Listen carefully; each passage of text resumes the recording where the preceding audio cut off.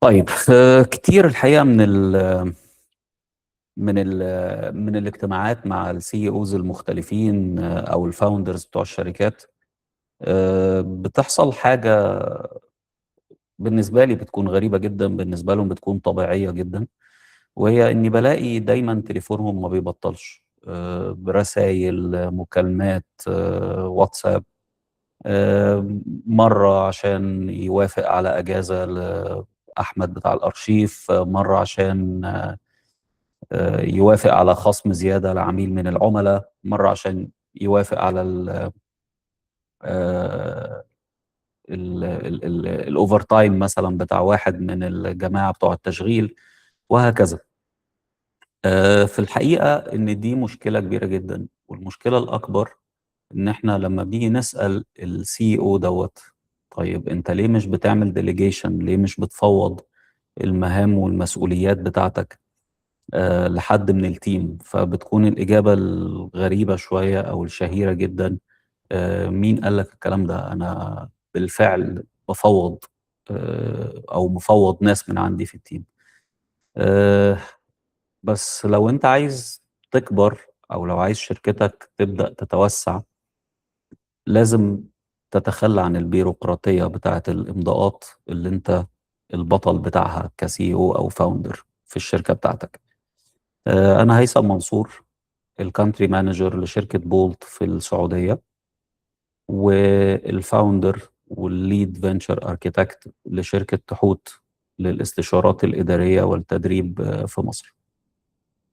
النهاردة احنا هنتكلم عن اللي أنا بسميه القاتل الصامت في الشركات. اللي احنا هنتكلم عنه النهاردة هو الاوبريشنال فريكشن أو الاحتكاك التشغيلي. الاحتكاك التشغيلي ده عامل زي بالظبط الكوليسترول في الشرايين او انسداد الشرايين. الدهون اللي بتحصل بتبتدي تتجمع واحدة واحدة على جدار الشريان، لحد ما لا قدر الله تتسبب في انسداد كامل للشريان وانسداد كامل لمجرى الدم، وبالتالي الجسم كله بيبتدي يحصل مشكلة في عضو من أعضائه. وكذلك الاوبريشنال فراكشن او الاحتكاك التشغيلي. الاحتكاك التشغيلي هو أي إمضة موجودة بس عشان تكون موجودة، وصاحبها الحقيقة ما بيفكرش ثانيتين قبل ما يوقع هذه الإمضة. الاحتكاك التشغيلي هو مثلا لما تكون أنت بتبعت إيميل وحاطط مثلا 10 أشخاص في السي سي في الإيميل، ولا أي حد فيهم هيعمل أي حاجة. هو في الآخر الشخص اللي أنت موجه له الإيميل بتاعك هو اللي المفروض والمطلوب منه إن هو ياخد الأكشن.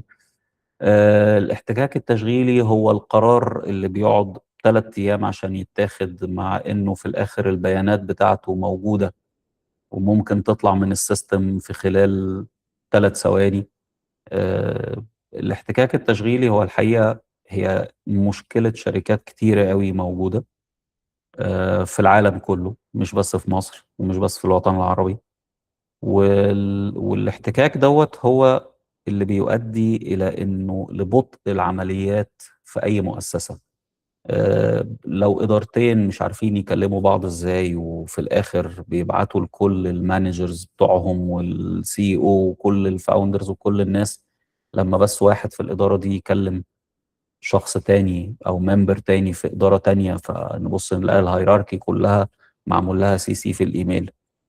ده كده معناه ان الشركة دي ببساطة كده هتفضل تبقى سلو داون، زي الفرامل بالظبط. يعني هي بالظبط زي ما يكون كده حد دايس فرامل، وحد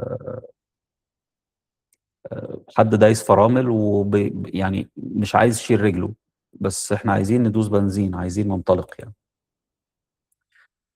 طيب انا احكي لكم عن تجربة شخصية ليا في شركة بولت. شركة بولت هي واحدة من أفضل شركات نقل الركاب أو الرايد هيلينج في العالم.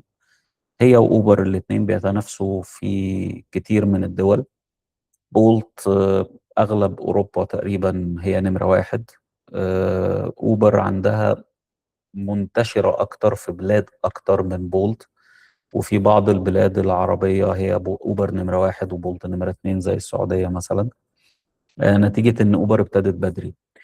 بولت موجودة كبلاتفورم كسيستم كشركة، موجودة في حوالي 130 مدينة حوالين العالم.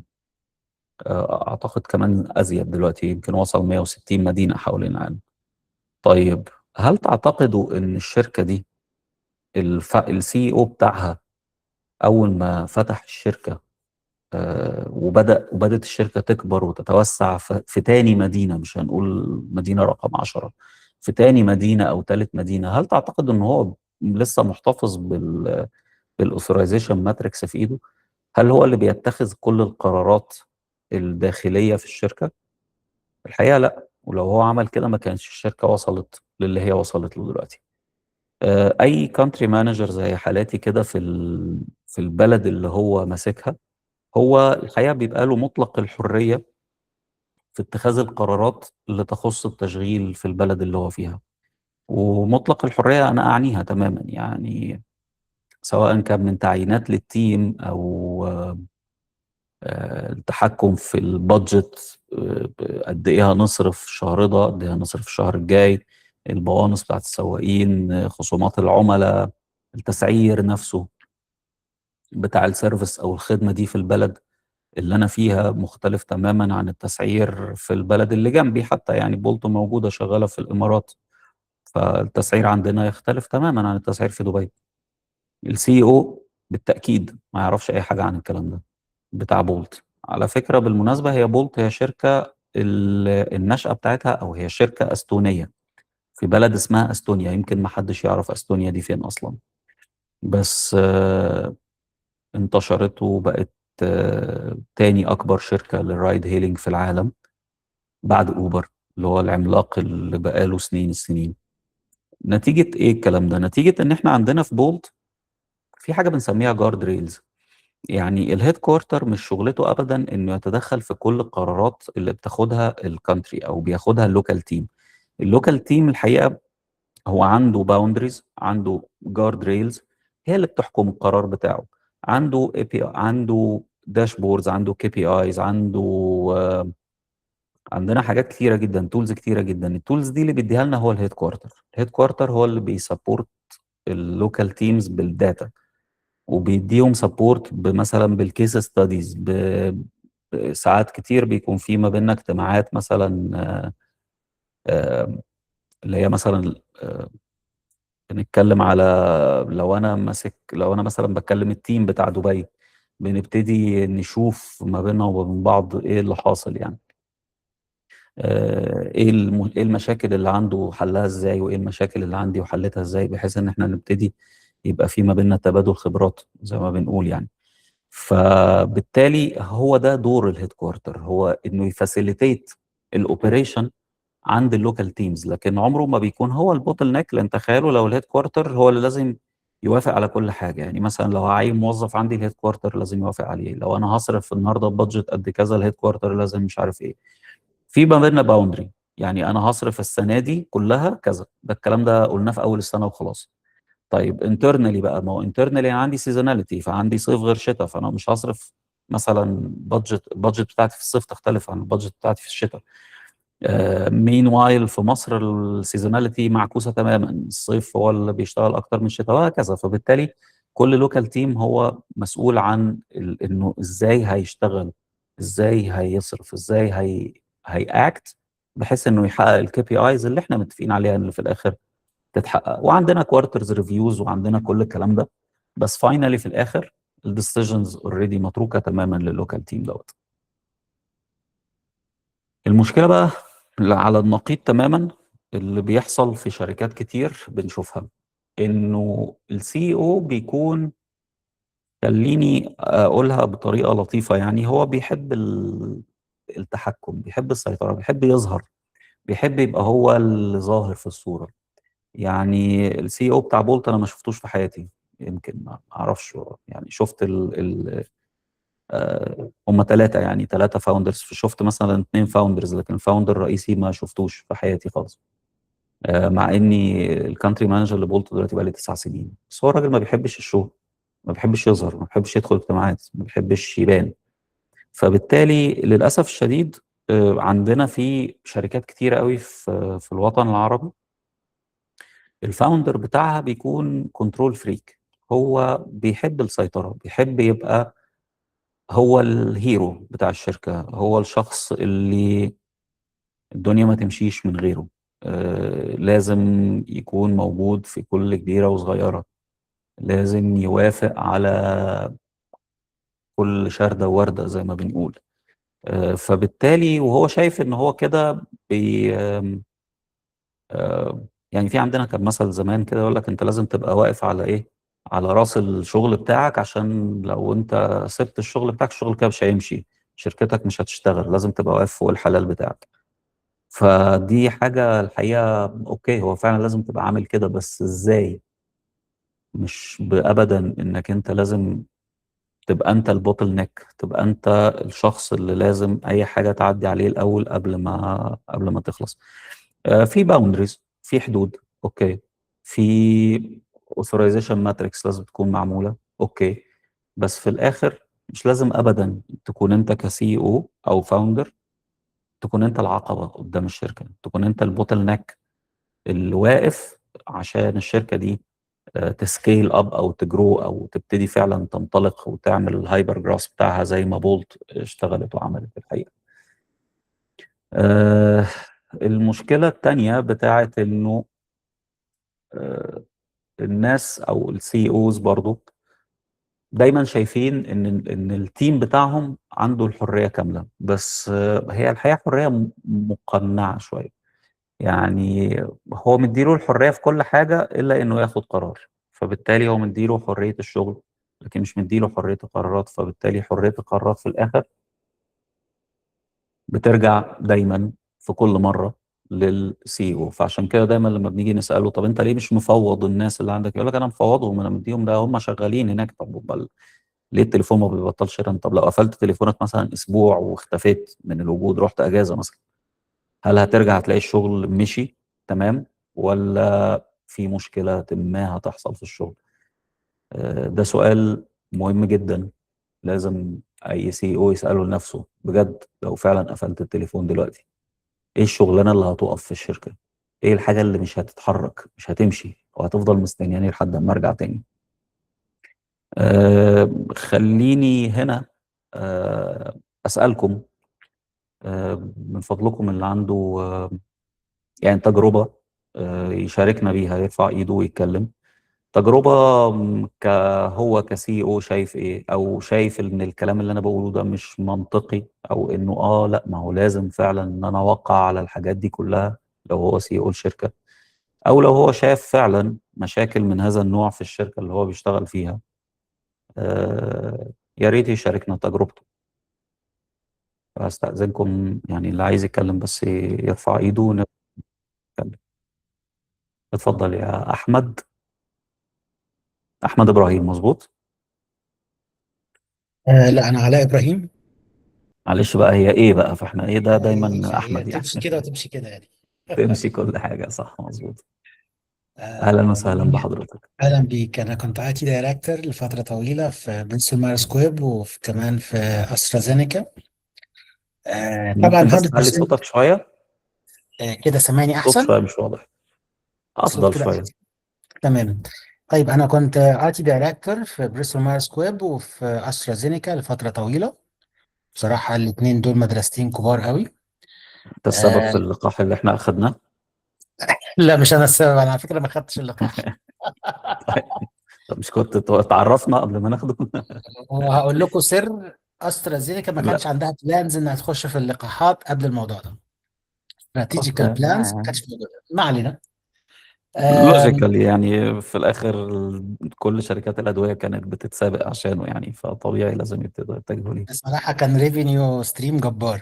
اكيد اكيد اكيد اكيد.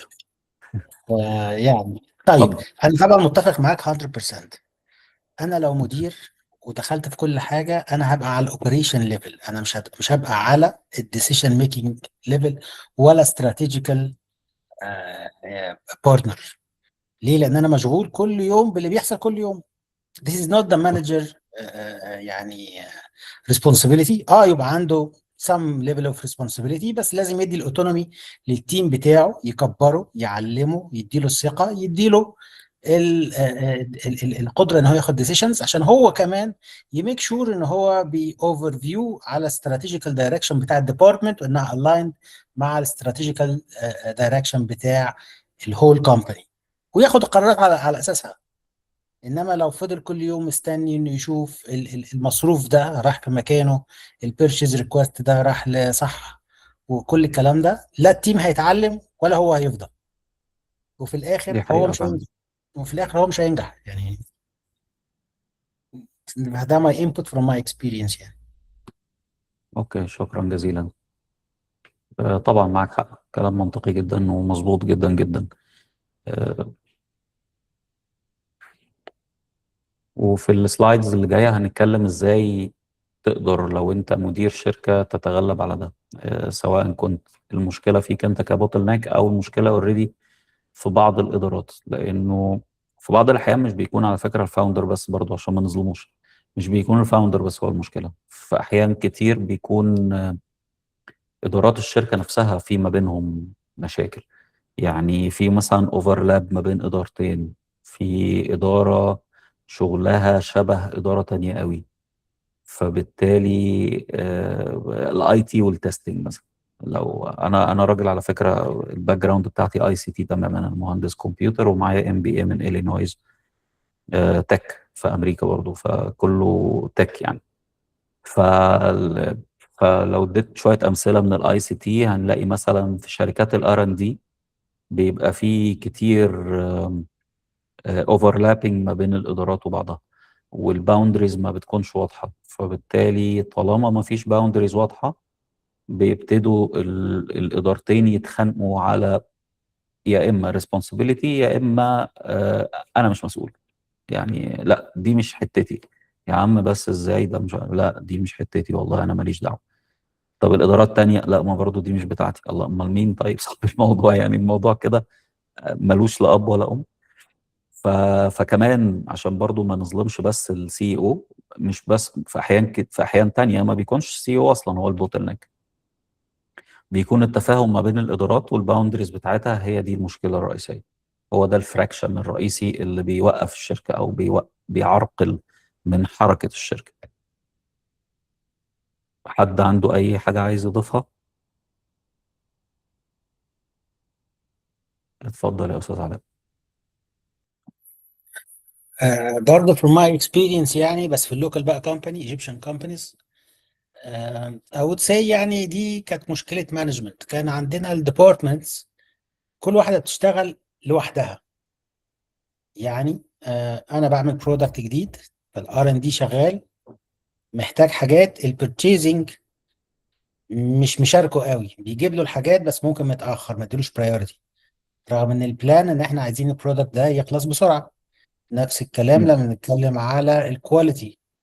الكواليتي البلان بتاعته ملهاش دعوه بالار ان دي، فهو بيعمل شغله وتمام التمام، لكن في الاخر النيو برودكت ده عمره ما بيشوف النور، بسبب ان هو مش ما عندوش الاينمنت مع الاذر ديبارتمنتس، اللي هي المفروض كلهم تاسك فورس واحده عشان تطلع النيو برودكت.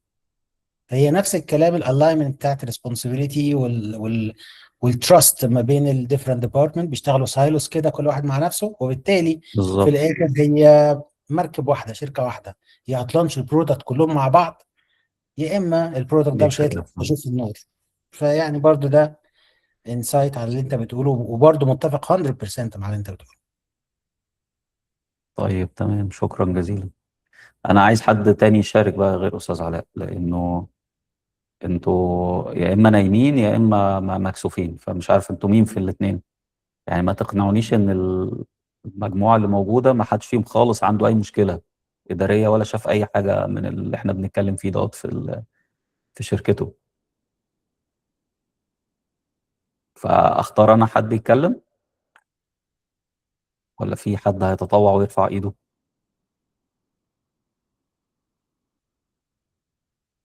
طيب استاذ حازم، استاذ خليل، استاذه نهال. انا ماسك كده الليسته اللي قدامي يعني من الاول. مين فيكم عنده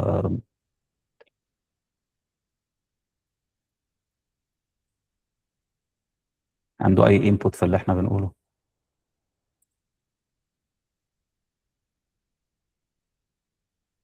طيب سامعيني؟ طيب يعني معايا في اللي احنا بنقوله ولا في اي مشكلة الاول؟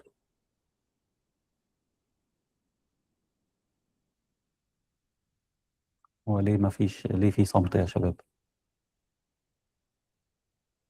طيب انا هعتبر ان المايكات بتاعتكم فيها مشكلة اكيد يعني. طيب خلينا نقول ازاي بقى نقتل الفريكشن دوت، ازاي نقضي على الفريكشن ده في الشركات بتاعتنا. خليني من التجربة اللي شفتها. كان في عندنا ديسنتراليزيشن او لا مركزية تماما في التنفيذ، لكن في مركزية في البيانات. يعني ايه؟ يعني لو انا النهارده سي او لشركة، وعندي اكتر من فرع او حتى اكتر من اداره، فلازم يكون في عندي لا مركزيه في التنفيذ. يعني كل اداره بتنفذ قائمه بذاتها، سايلوز فعلا، يعني كل اداره بتنفذ ملهاش اي علاقه بالاداره التانيه. لكن البيانات المجمعه اللي انا باخدها من كل الادارات او كل الفروع او كل الكونتريز، يعني في حاله بولد، تكون كلها في الاخر aligned على نفس الداتا. يعني ما ينفعش مثلا واحد يقول لي ان انا بعمل، خلينا ناخد مثال بولت مثلا في السعوديه 1000 رحله، وبعدين يجي لي 1000 فينيشد اوردر، وبعدين يجي لي حد تاني في كانتري تانية يقول لي انا عندي 2000 اوردر ويسكت. لا، ما هو اوردر دي مش معناها انه فينيشد. فبالتالي الداتا لازم تكون سنترلايزد، لازم كلنا نكون بنتكلم بنفس اللغه، وكلنا بنحط البيانات والانبوتس بتاعتنا في نفس مصفوفة البيانات اللي موجودة. فبالتالي لازم يكون القرار في لا مركزية، لكن البيانات نفسها اللي بتتجمع وتتحط في الشركة والكي بي ايز لازم تكون سنترلايزد على كل الشركة، كل الإدارات، كل الفروع، كل حاجة. لازم نقضي على الابروفال ماتريكس. ما ينفعش انه عشان فلان ياخد اجازه يبقى لازم يمضي الاجازه من مديره ومدير مديره ومدير مدير مديره. طب ما يعني معلش، يعني السي او هيعمل ايه باجازه مثلا موظف موجود في البوفيه؟ يعني ما خلاص، يعني الراجل المدير الاداري وافق وعارف هيعمل ايه. في بعض الاحيان لا، السي او لازم يوقع على الاجازه دي، لازم يبقى عارف مين طالع اجازه ومين مش طالع اجازه، which is حاجه الحقيقه سيئه جدا. يعني احنا بنتكلم في اجازه في الاخر. فبالتالي فكرة انه يعني مثلا فكرة الريموت وورك مثلا، بما ان احنا اتكلمنا على كورونا او كوفيد، ففي كوفيد الناس كلها بدأت تتجه للريموت ووركينج. والحقيقة ان دي كانت مشكلة كبيرة قوي بالنسبة للبني ادمين كتير قوي. هو مش مقتنع، هو لازم الموظفين بتوعه يشوفهم قدام عينيه. انا ما اتذكرش ان احنا في اجتماع في بولت مثلا بندخله ثلاثة أربعة بيبقوا قاعدين في نفس البلد اصلا. يعني كل الاجتماعات اونلاين، كل حاجه بقت متاحه اونلاين دلوقتي، الاونلاين تولز بقت رهيبه جدا، فيها كل حاجه في الدنيا.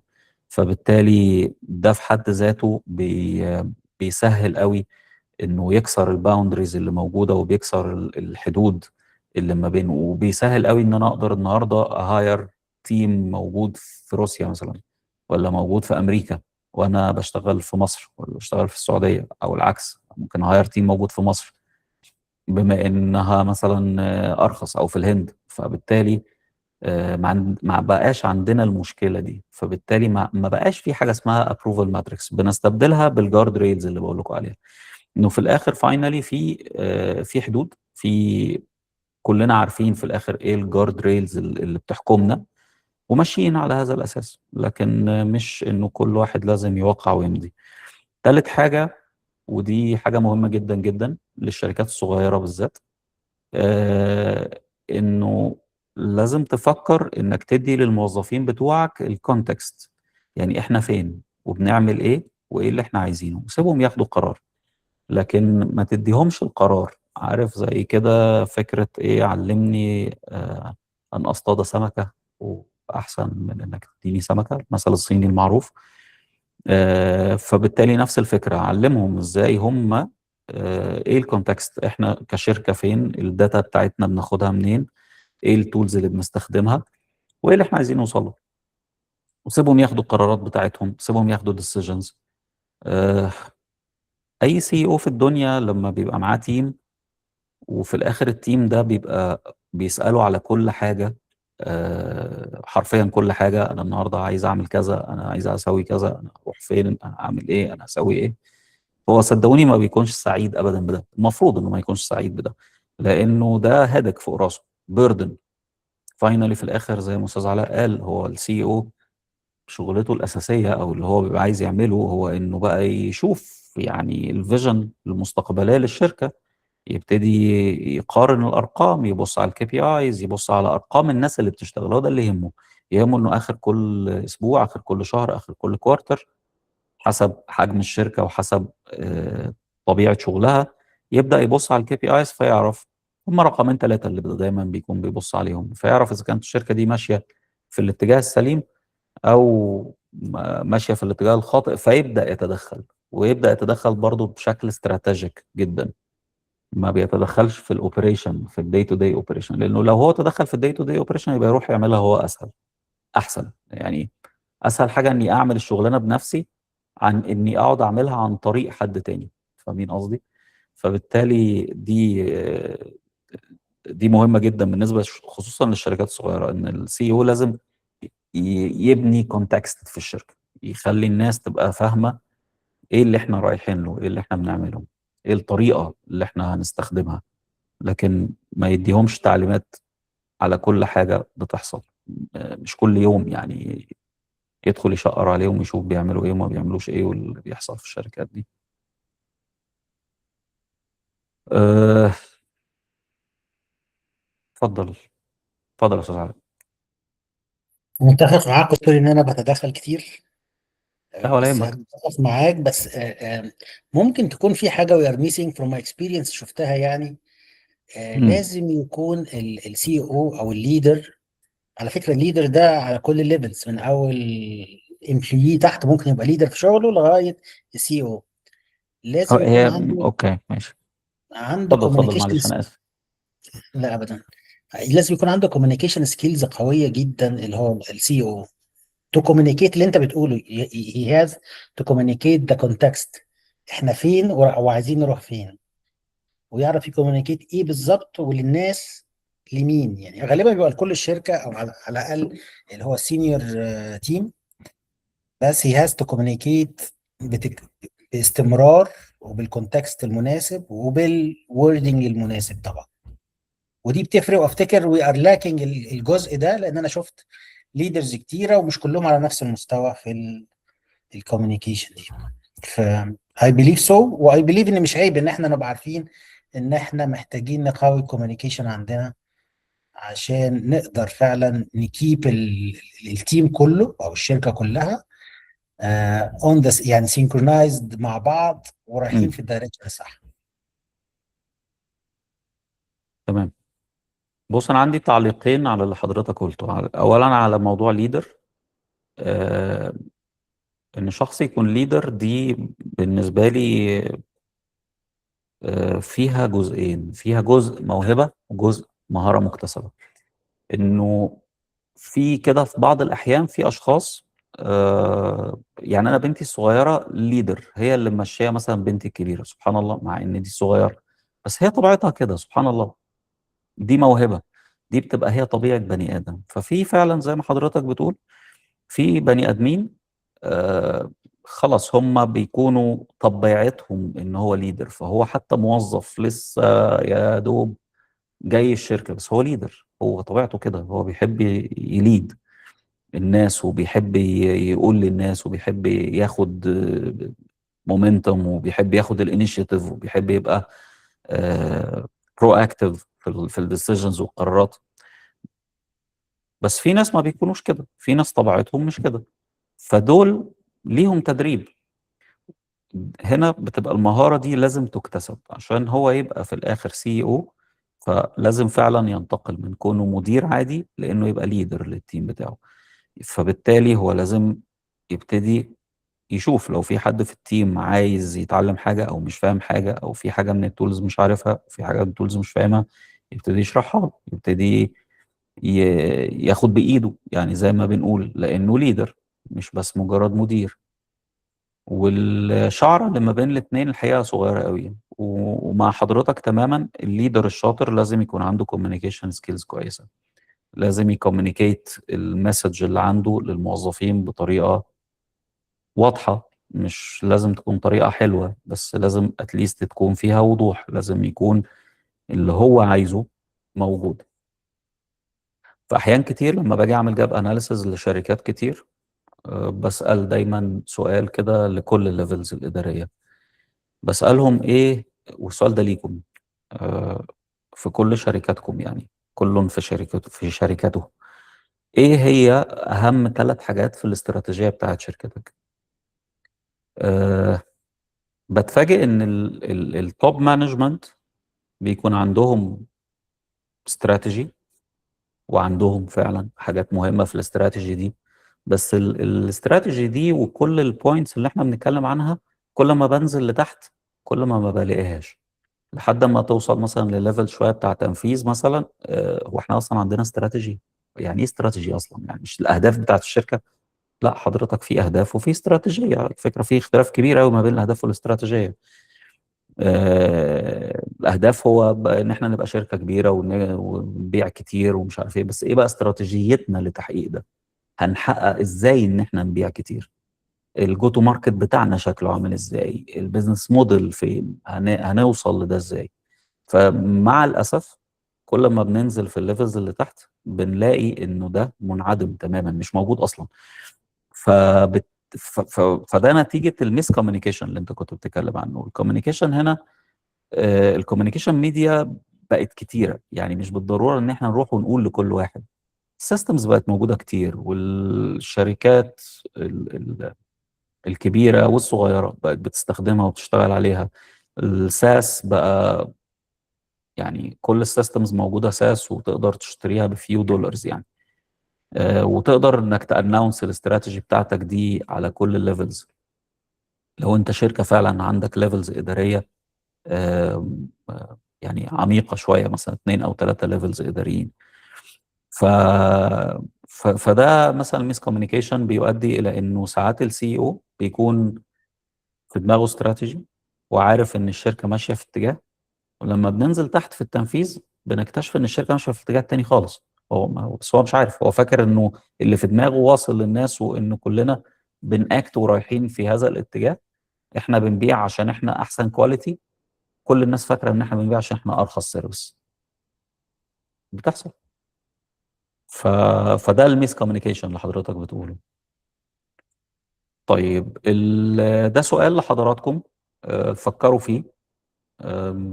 ايه اطول ديسيجن او اطول ابروفل، او يعني اطول ديسيجن بياخد بروسيس طويله قوي في الابروفلز لحد ما يتنفذ في الشركات بتاعتكم؟ أه فكروا فيها كده، وهل فعلا هذا الابروفل يعني فعلا كان، او هذه الابروفل ماتريكسز الطويله لحد ما نوصل لهذا الديسيجن، هل فعلا محتاجينها؟ ولا هو الحقيقه واحد بس اللي بيابروف، فالباقي بيعمل ابروفل وراه على طول، عمياني يعني زي ما بنقول؟ ده سؤال مهم. طيب دلوقتي احنا عايزين ناخد كيو اند اي. انا موجود عشان تسالوني الاسئله اللي نفسكم تسالوها، او تشاركوني التجارب بتاعتكم لو عايزين تسمعوا مني تعليق عليها. ولو مش هتسالوني انا عندي اسئله ليكم، فبقترح انكم تسالوني اسهل.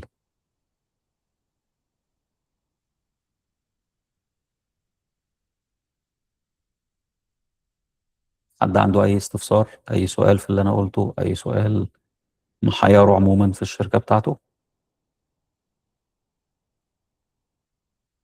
صدقوني دي فرصه. الاسئله دي انا باخد عليها فلوس على فكره عشان اجاوبها.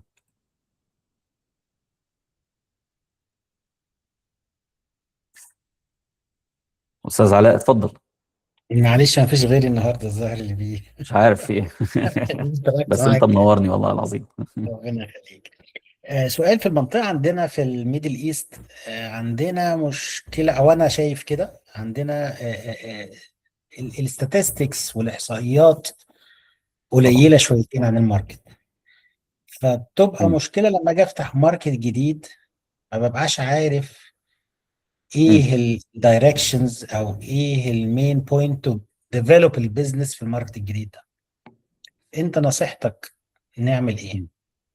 لوكال ادفايزرز وش، يعني اجيبهم دي منين؟ النصيحة اللي دايما وضح لي شويه. بنصحها للناس.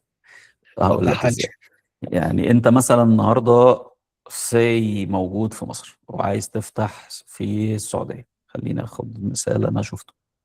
ف فدلوقتي يعني احسن حل انك تشوف لوكال ادفايزر في السعودية. فمثلا لو انت النهارده جاي تفتح في قطاع الأدوية، فمحتاج لوكال ادفايزر، حد خبير موجود في السعودية يكون عارف كويس يعني وعنده كونكشنز في وزارة الصحة. فاللوكال ادفايزر دوت بيسهل لك كذا حاجة. نمرة واحد الليجلايزيشنز بتاعت الموضوع، الورق اللي مطلوب والدوكيومنتس اللي لازم تعملها والموافقات والحاجات، لأنه مثلا في السعودية هنا لا، الوضع مختلف كتير. يعني في ال ال يعني كل حاجة بموافقة، كل حاجة تعملها لازم تاخد عليها ابروفلز من الحكومة طبعا، وكل حاجة ليها قانون منظم، والقوانين هنا بتتنفذ بصرامة. فبالتالي مثلا ما ينفعش تنزل سوق وانت مش عارف عنه حاجة، صح؟ فلازم تشوف الأول مين حد يكون في الماركت ده، في السوق ده، في البلد اللي انت رايح لها، يكون عنده هذه الخبرة. دي أول نقطة. النقطة التانية أو الطريقة التانية، أو مش الطريقة التانية، خلينا نقول هي دي حاجة لازم تعملها بلس حاجة كمان، إنك تعمل ماركت ريسيرش ولو بسيط. يعني حتى في غياب البيانات، بس في بيانات موجودة عالمية وفي حاجات. يعني أقول لك على مثال، يعني أنا كنت عايز أنزل الماركت بتاع مصر ببولت، خلاص. وبالفعل عملنا دراسة طويلة قوي. في الدراسة دي كان جزء منها مثلا عدد الناس في مصر اللي معاهم رخص سواقة. أنا ما عنديش معلومات حكومية كافية، صح، بتقول مثلا إن السوق بتاع الرايد هيلينج توصيل الركاب بيعمل مثلا كام رحلة في السنة. ما فيش معلومة في مصر كلها بتقول الكلام ده أصلا، كلهم مش مرخصين. فبالتالي ما عندناش لا معلومة بتقول لنا دوت، ولا أقدر أجيبها. ما فيش حاجة حكومية ولا غير حكومية بتقول الكلام ده. طيب يبقى بس أنا بعمل إيه؟ ببتدي أقرب الموضوع. إزاي أقربه؟ يعني بشوف مثلا الناس اللي في سن الرخصة اللي معاهم رخصة قد إيه في مصر، العربيات اللي بتترخص في السنة قد إيه مثلا في مصر. أوكي. هاخد القاهرة كمثال. طيب وبعدين البوبيليشن في القاهرة شكله عامل إزاي؟ عدد السكان والديموغرافيكس بتاعتهم، الأعمار السنية شكلها إيه؟ من الأرقام اللي بحكي لك عنها دي كلها ببتدي أعمل بريدكشن لحجم السوق قد إيه في المجال اللي أنا بشتغل فيه. فهمتني؟ فلو حد ده بقى اللي هو الايه السبجكت ماتر اكسبرت، يعني اللي هو حد هو اكسبرت في المجال ده، اكسبرت في الشغلانه دي، وموجود مثلا، فهو ده دوت اللي بيقدر يعمل لك ماركت ريسيرش واناليسز من غير حتى يعني باستخدام البيانات المتاحه. مش بالضروره يكون البيان اللي انت عايزه نفسه هو المتاح، بس مجموعه بيانات كتيره قوي تقدر في الاخر توصلنا عن طريق الاناليسز يعني والتحليل بتاع الارقام ديت، لان احنا نوصل لحجم الماركت في البلد اللي احنا رايحين لها. بلس ان لازم يكون عندك برضو ليجال ادفايزر في البلد دي. دي حاجه اساسيه. طبعا انا متفق 100% في جزء الليجلايزيشن. أه هسأل سؤال بس بالنسبة للموضوع ان انا الاقي حد اكسبرت في الماركت. هل دي حاجة يعني بيرسونالي احاول انا ادور عليها، ولا في طريقة ستراكشر كده ان انا الاقي اكسبرتيز في الماركت في المجال اللي انا عايز اشتغل فيه؟ اسهل طريقه انك تعمل اعلان وتشوف اوكي. حد وتديله كونسلتيشن فيز. يعني عادي، انا ناس كتيره وفي شركات بتعمل ده. يعني في شركات كتير كانت بتكونتاكت مي يعني في الحته بتاعه الرايد هيلينج، وكنت بديهم يعني كونسلتيشنز مثلا مدفوعه بالساعه وكده. فده بيحصل ساعات. يا اما انت تقدر تجيبهم على لينكد ان او كده، او مهم. بتكلم شركه، والشركه دي هي اللي بتجيب لك الناس دول وبتبعت لك السي فيز بتاعتهم، بتختار 3 4 وبتدفع لهم ثمن الاستشاره وبس يعني. جميل جميل. دول الطريقتين. اشكرك. استاذ عبد الحميد اتفضل. كان عندي سؤال في الجزء اللي حضرتك بتتكلم فيه بتاع هو الاول انا الاستراكشر. سعيد ان حضرتك اتكلمت. شكرا ليك، معلش والله انا بس راجع مع الدكتور فكنت تعبان شويه، عشان كده مش قادر لا الف الف سلام اتحدث. عليك. شفت لو قلت لنا كنا كلنا دعينا لك بالشفاء. شكرا طيب ليك. قول لي الاول حضرتك بتشتغل ايه وبعدين اسالني السؤال. انا ليجال سوبرفايزر في شركه لينا جروب. دي مجموعه شركات، يعني شركه بتدير معلش مجموعه شركات. استاذنك بس تعلي صوتك شويه. انا ليجال سوبرفايزر في شركه لينا جروب، اوكي اللي هي تمام. في القطاع السياحي والقطاع الزراعي. ممتاز ممتاز. السؤال اللي عندي، في توسعات حصلت في الجروب كبيره في الفتره اللي فاتت. فسي او بصراحه يعني جابوا ناس كتير من الماركت، من خلفيات مختلفه، اقوياء في المجال بتاعهم. حلو قوي. بس بشوف في التشغيل اليومي بتاع الشركه في الكتف. مش يعني هو بيقدر يسافر والشركه بتفضل شغاله كويس، بس بشوف ان في اجزاء بتبقى محتاجه جزء زي ما بنقول كده جزء مم. رقابي شويه. لان في اجزاء بيبقى فيها بعض الخسائر، يعني انا ببقى شايف مثلا ان هنا ايه، الجزء ده هنا بيخسر، الجزء هنا ده كان ممكن يتعمل احسن من كده. هل ده بيبقى بالنسبه لي ان هو بتبقى محتاجه ان الادارات تكون متابعه الادارات بتاعتها، والسي او متابع الادارات شويه، ولا انه يكون سايب كل واحد يعني شغال براحته، وفي الاخر ليا النتيجه النهائيه؟ لان هو بيحب دي اكتر، اللي هو انا بديك الكريدت كامله وانت تخلص وبعد كده نتحاسب. ده كلام اسمح لي انا احيي السي او بتاعكم يعني، لانه هو ده الصح، انه فعلا هو بيدي الحريه الكامله وبعدين نتحاسب. بس امتى وقت الحساب هو ده المهم اللي حضرتك بتقوله ده، وايه طريقه الحساب يعني بالظبط. اوكي يعني لازم ناخد الحريه كامله خلاص، بس لازم نتفق على احنا هنتحاسب ازاي، صح؟ مظبوط. يعني بمعنى ادق، ممكن انا دلوقتي اجي اقول لك تعالى اتفضل انت معاك مثلا دي شغل، ده شغلك خلاص وانت عارفه ومعاك الحريه كامله في الشغل ده، وبعد شهر ولا حاجه اجي اقول لك ها ايه الاخبار عملت ايه، تقول لي لا ده انا عملت شغل كويس قوي وتمام وبتاع ومش عارف ايه، فبص على الارقام الاقي الشركه خسرانه، بقول لك ايه الشركه خسرانه؟ تقول لا مش مهم المكسب والخساره، مهم النظام. ايه رايك في النظام؟ احنا عاملين نظام ممتاز وكله تمام، بس لا ما هو اوكي. يبقى اذا هنا في مشكله اوليه ان احنا نتفق ايه الكي بي ايز اللي احنا هنشتغل على اساسها. مظبوط. مظبوط. انا هقيم شغلك كاداره النهارده، انت حضرتك جاي انا جبتك راجل خبير في شغلتك، بتعمل حاجه معينه واديتك الثقه وانت شغال. اوكي هنتحاسب كل قد ايه الاول؟ كل شهر، كل اسبوع، كل اسبوعين، كل سنه، كل 3 شهور؟ طيب وبعد ما نتفق هنتحاسب كل قد ايه؟ هنتحاسب ازاي؟ ايه الكي بي ايز اللي لازم احاسبك عليها؟ هتقول لي طيب ما هو كده مثلا احنا قعدنا شهر وبعدين ضيعنا آه، مثلا فلوس من الشركة، يعني خسرنا وليكن اي رقم، فكده ايه اللي استفاده السي او؟ لا هو استفاد انه اتليست يعني ما فيش حاجة في الدنيا بتضمن المكسب والخسارة خلاص. بس عشان النهاردة أنا أحاسبك، يعني يا أستاذ عبد الحميد مثلا دلوقتي أنا جيت قلت لك أنت مسؤول عن الشغلانة دي كويس، يبقى لازم تمام. أديك حرية كاملة فيها، صح؟ مظبوط. ما هي إنك أنت تبقى مسؤول responsible، فلازم تكون كمان واخد الصلاحيات معاك الأثوريتي. مظبوط. لكن لو أنا النهاردة قلت لك أنت مسؤول عن الكلام ده وما اديتكش الاثوريتيز الكامله، يبقى انا كده كاني بكتف ايديك وبرميك في الميه وبقول لك عوم، صح؟ فيبقى اذا هو معاه حق، هو لازم فعلا يدي الاثوريتي كامله عشان يقدر يحاسب في الاخر الشخص المسؤول. طيب لو انا هنفترض ان انا يعني اهملت، بس عرفت اطلع الاهمال ده بشكل اللي هو ده طبيعي، يعني بس اللي عارف مثلا في شغلي اكتر ان انا كده اهمل، دي بس عدت زي ما بيقولوا كده بتعدي، فالمفروض هنا زي لا ما ما بنقول هو يبقى مثلا. اذا ما فيش كي بي ايز، يعني ما فيش داتا. بص اوكي. اهم حاجه الحكم بالبيانات مش بالاحساس، خلاص. وخصوصا في اللي حضرتك بتقوله ده. يعني ايه؟ يعني مثلا انت اهملت، خلاص، بس انا عايزك تحقق لي 10% جراس السنه دي. فال 10% جراس دي المفروض يبقى 2.5 كل كوارتر. جينا في الكوارتر لقيتك ما حققتش اي جراس. فده في الاخر نتيجه بقى اهمال، نتيجه مشاكل شخصيه، نتيجه عدم كفاءه في الاداره. بس في الاخر احنا ما عملناش الكي بي اي بتاعنا، صح؟ لكن لو حضرتك عملت ال 2.5% اللي انا طالبهم منك كجراس في ال3 شهور، وبعدين انت اهملت، لا مش انا في الاخر يهمني ايه؟ النتيجه.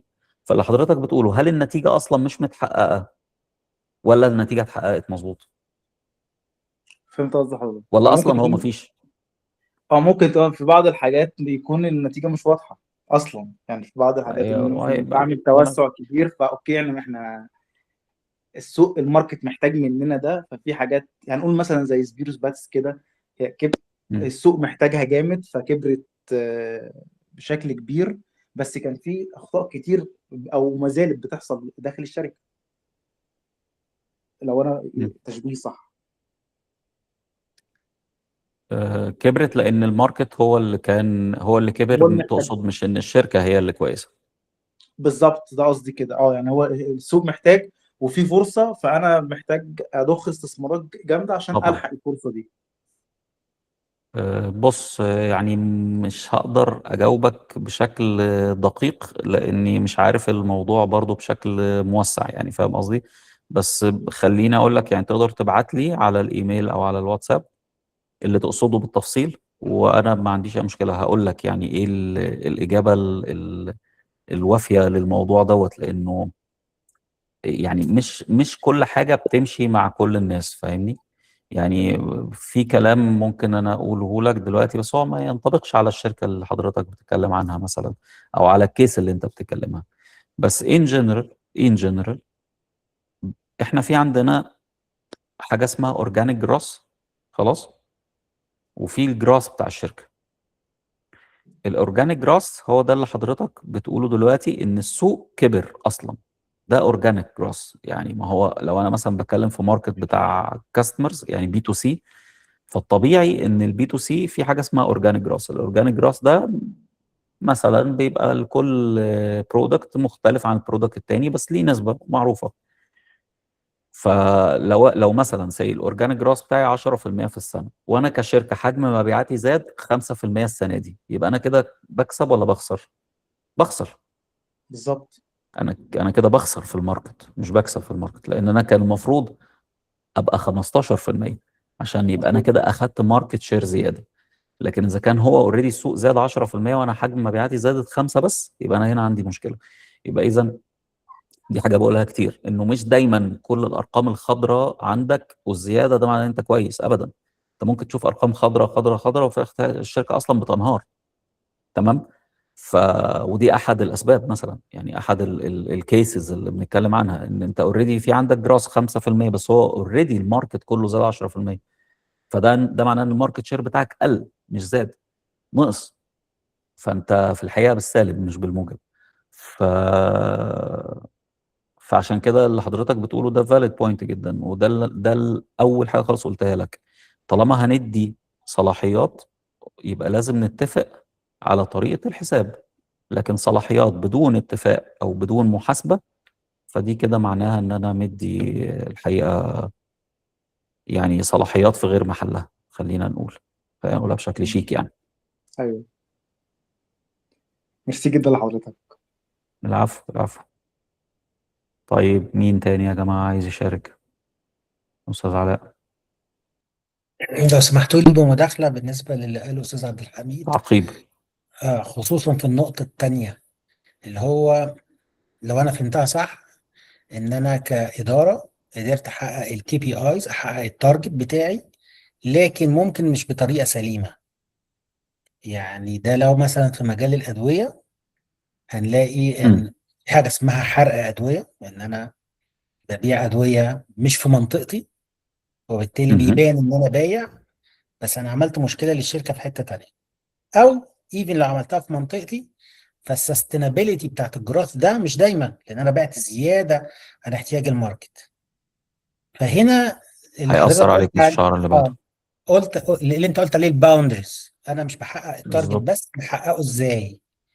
في حاجات ايوه. ما ينفعش اعملها اتعاقب عليها حتى لو جبت التارجت، لانها ما بقتش sustainable growth او sustainable profitability. فبالتالي كده انا خرقت الباوندرز، فانا ممكن اتعاقب مش هاخد مكافأة. فاعتقد ده يعني بيالاين مع الكلام اللي انت قلته، ويمكن لو انا فاهم الكيس بتاع الاستاذ عبد الحميد جايز يكون ده رد عليها برضه. واشكرك. شكرا. شكرا لحضرتك. هو فعلا حضرتك بتقوله ده احد المحددات فعلا، يعني ان احنا ال ال الارقام لازم تكون ماتشد مع بعضها. يعني بمعنى ادق انه مش بالضروره يكون عندي، انا ممكن اعمل اعداد كبيره جدا من الرحلات لكن كلها بخساره، عادي. انا ممكن اقول يلا يا جماعه النهارده اليوم الفري، كل الرحلات في بولت فري، هعمل رحلات السعوديه كلها يعني. بس طب وبعدين في الاخر الشركه خسرت خساره فظيعه وهتقفل، صح؟ فبالتالي لو انا بقيسها من ناحيه واحده بس عدد الرحلات، لكن ما بقيسهاش مثلا من ناحيه تانية الجي ام في، والاثنين لازم يكونوا بيزيدوا مع بعض، فهنا تبقى مشكله. يعني انا دايما عندي مشكله شويه في، او مش مشكله، عندي قناعه ان البيانات عمرها ما بتكذب، والبيانات اللي بتطلع من السيستمز مش اللي طالعه من الاكسل شيت. الاكسل شيت ده عامل زي فلتر سناب بالظبط، بتجمله زي ما انت عايز. استاذه رشا اتفضلي. مساء الخير يا مستر هيثم، ازيك عامل ايه؟ مساء الفل. انا بس عايزه اعقب على التو بوينتس اللي قالهم استاذ علاء وقالهم استاذ عبد الحميد. ممكن تعرفينا بنفسك الاول؟ طيب، هو انا اتش ار دايركتور في شركه كوزموسيوتيكال يعني، هي لوكال براند. لكن احنا في الجروث فيز بتاعنا والاكسبانشن، فحضر جزء من اللي انت بتقوله سواء لوكالي والاكسبانشن، سواء بجزء التصدير او ان احنا نتواجد حتى في الماركتس المختلفه. بس صراحه النقطه اللي شدتني اكتر هي نقطه الكي بي ايز، واحنا يعني والاساتذه الافاضل بيتكلموا عنها في بوينت البالانس ما بين الكي بي اي وما بين ان انا بعملها ازاي والفيجرز او النمبرز. زي ما حضرتك قلت نمبرز توكس او نمبرز، في الاخر هي النمبرز ما بتضحكش عليا، هي الفيجرز قدامي طالعه من سيستم. بس دايما انا بشوف ان الجي ام او المانجنج دايركتور او السي اي او اللي فاهم كويس جدا هو بيبقى عارف دايما، وبدور على هاو انا عملت ايه وعملته ازاي. الهاو دي حتى لو هتمثل 20% من السكور كاردز بتاعتي، 20% من الكي بي ايز بتاعتي، بس دايما بتضمن لي النقطه اللي احنا كنا بنقول عليها او الحضرتك كنت بتقول عليها، نقطه السستينابيلتي او نقطه الكواليتي بتاعت السيرفيس او الكواليتي بتاعت البرودكت او الكواليتي بتاعت البروسيس او الورك فلو بتاعي ماشي ازاي.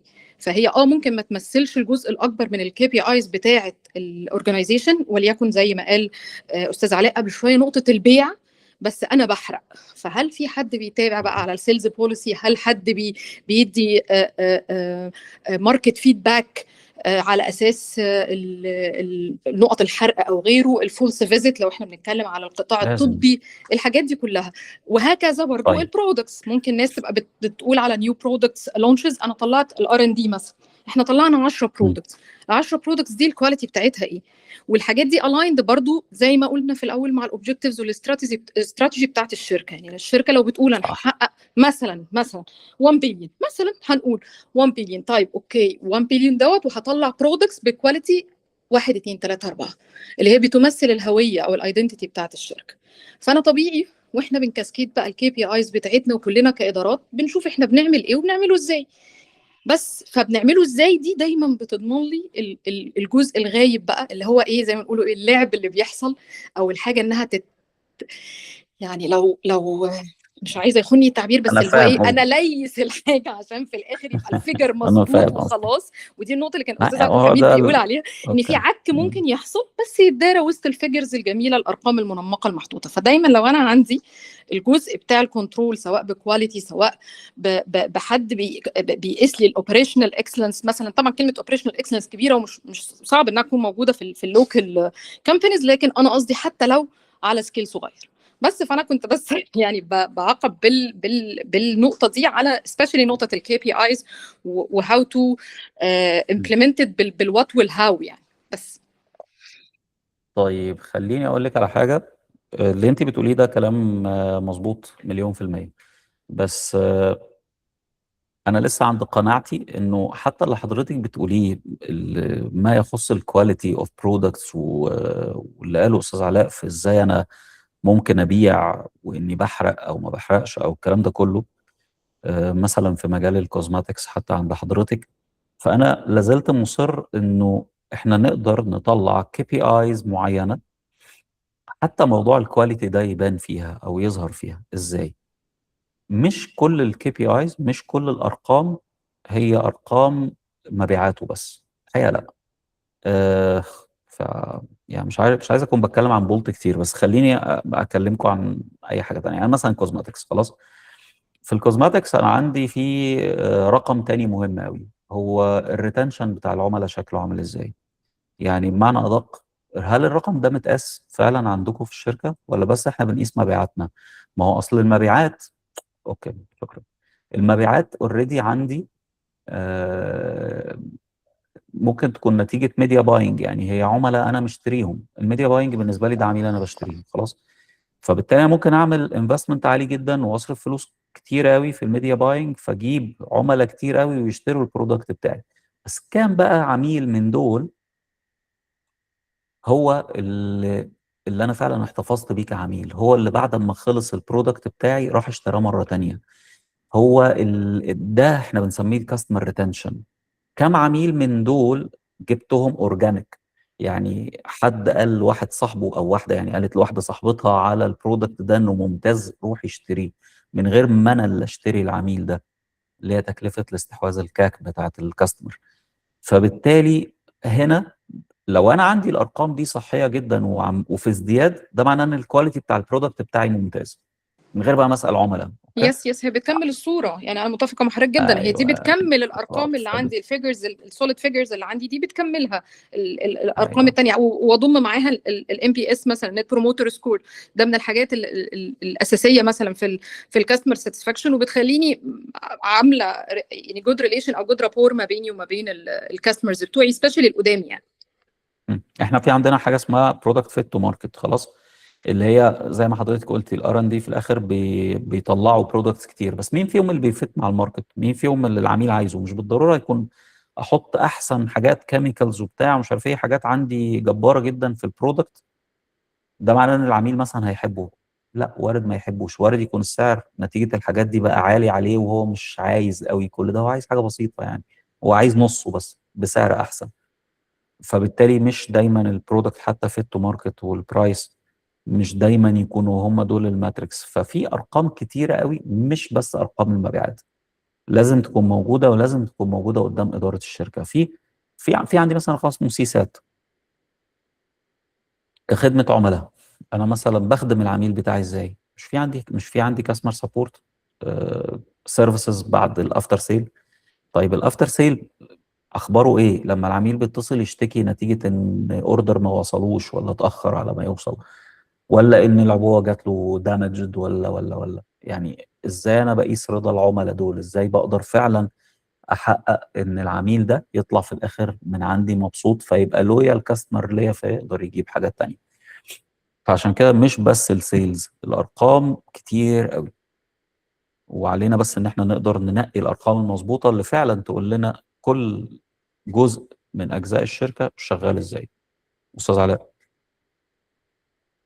اتفضل. انا متفق معاك انها ممكن برضو بالارقام تثبت ارقام السيلز اذا كانت هيلثي ولا نون هيلثي. وطبعا او متفق. متفبركه. اه بالظبط، يعني بتفق كمان مع استاذه رشا ان الاوبريشن اكسلنس هنا ليه دور كبير. وهقول مثال واحد بس احنا عملناه برضو في احد الشركات، ان احنا عملنا البيرتشيز ترند بتاع الكاستمر. لو عملنا الريبورت ده وجبنا الهاي ترندز، لو حد بيشتري كتير قوي بعدين بيبطل this is not healthy. بالظبط، بنسميه لو تشيرنينج حد رايت عندنا. بالظبط لو حد رجع كميه كبيره قوي في مره واحده برضه this is not healthy، بالظبط. معناه ان هو اشترى قبل كده حاجه مش عايزها. بس ما بتبقاش سهله، محتاجه نفهم البيزنس كويس قوي، محتاجه نفهم الاوبريشن كويس قوي عشان نبتدي ندور الارقام دي نجيبها منين تو سبورت اور تو فولسيفيت الارقام بتاعت السيلز. يعني ده ده يبقى كلام يؤدي سليم. السيلز، فيعني اتفق واشكركم جميعا. شكرا ليك يا استاذ علاء. طيب حد عنده اي اضافه او اي سؤال تاني؟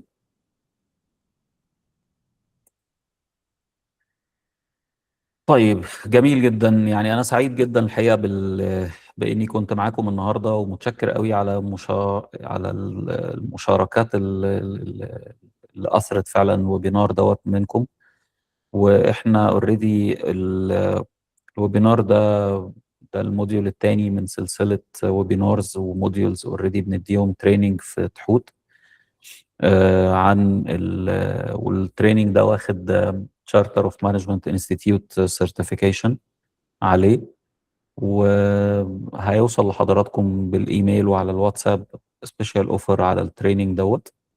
ولو اي حد فيكم عنده اي سؤال او استفسار او اي حاجه، انا موجود في الايميل. هيجي لكم ايميل من الايميل بتاعي، تقدروا تبعتوا لي في اي وقت، او على الواتساب حتى برضو، انا بشوف الواتساب. وسعيد بيكم وسعيد بلقائكم، واتمنى تكونوا استفدتوا في الساعة اللي فاتت ديت. شكرا جزيلا. شكرا ليك جدا، شكرا لك. ميرسي ليك، ميرسي. شكرا، استمتعنا بوجودنا معاك. مع السلامة. مع السلامه.